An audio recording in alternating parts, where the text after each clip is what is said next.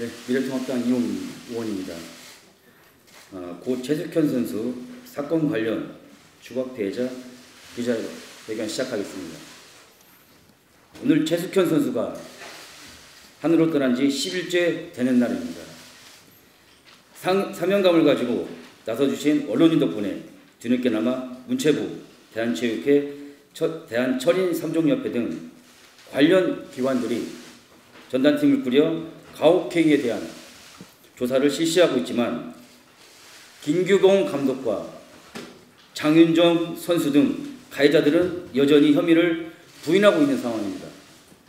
그래서 오늘 고 최숙현 선수 사건으로 신체적, 정신적 충격이 채 가시지 않음에도 불구하고 동료 선수들이 당시 상황을 직접 증언하기 위해 큰 결심과 용기로 함께 이 자리에 서 주셨습니다. 뿐만 아니라 오늘 이 자리에는 함께 해주시지 못했지만 진술을 통해 도와주신 많은 선수분들께도 진심으로 감사드리며 어떠한 불이익으로부터 선수 여러분들을 반드시 지켜드릴 것을 약속드립니다.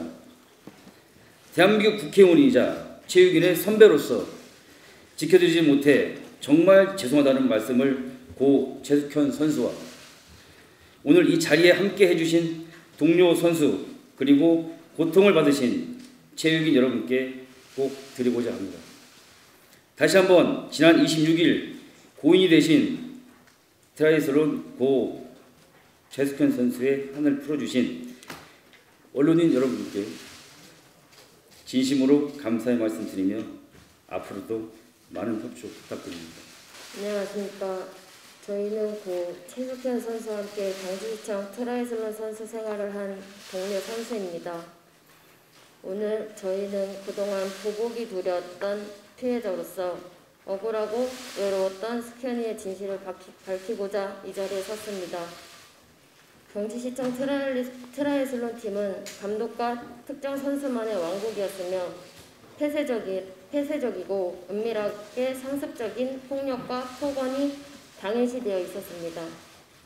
감독은 숙현이와 선수들에게 상습적인 폭행과 폭언을 일삼았으며 주장 선수도 숙현이와 저의 뒷담 따돌림 시키고 폭행과 폭언을 일삼았습니다. 감독은 16년 8월 점심에 콜라를 한 잔 먹어서 체중이 불었다는 이유로 빵을 20만원치 사와 숙현이와 함께 새벽까지 먹고 토하게 만들며 또 먹고 토하고 시켰습니다.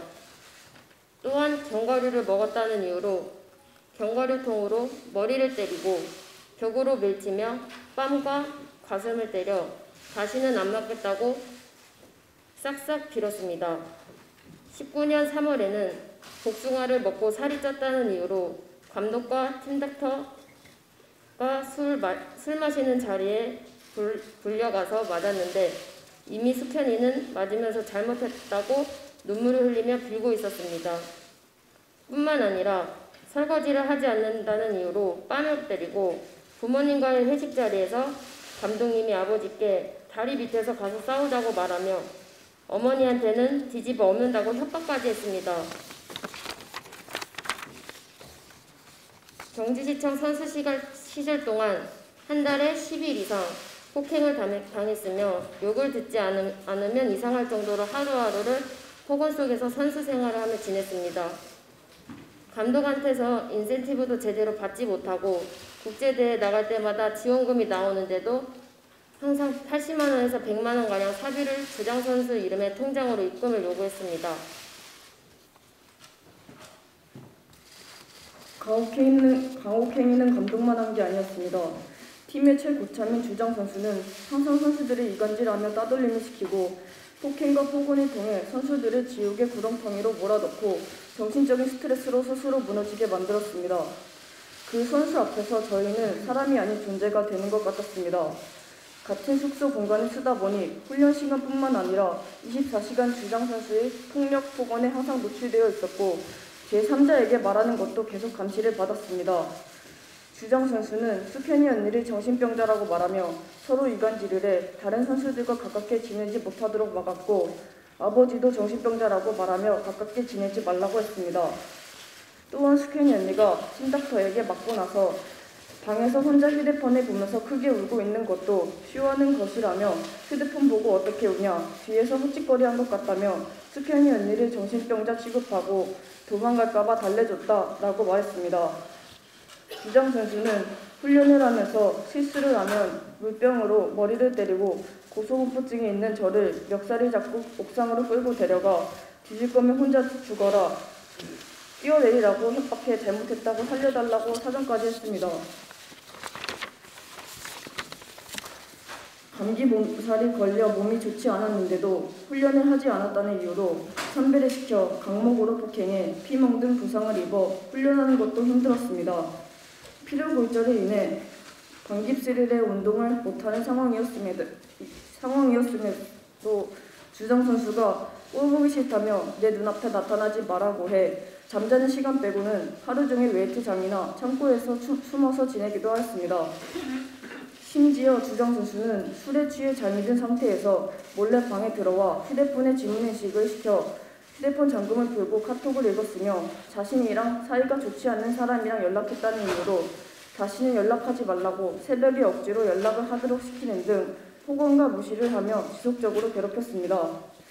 그러고는 팀을 나간다고 말하자 너 팀 나가면 명예훼손으로 신고하겠다, 때리고 그런 적 없다고 협박하고 발뺌을 했습니다.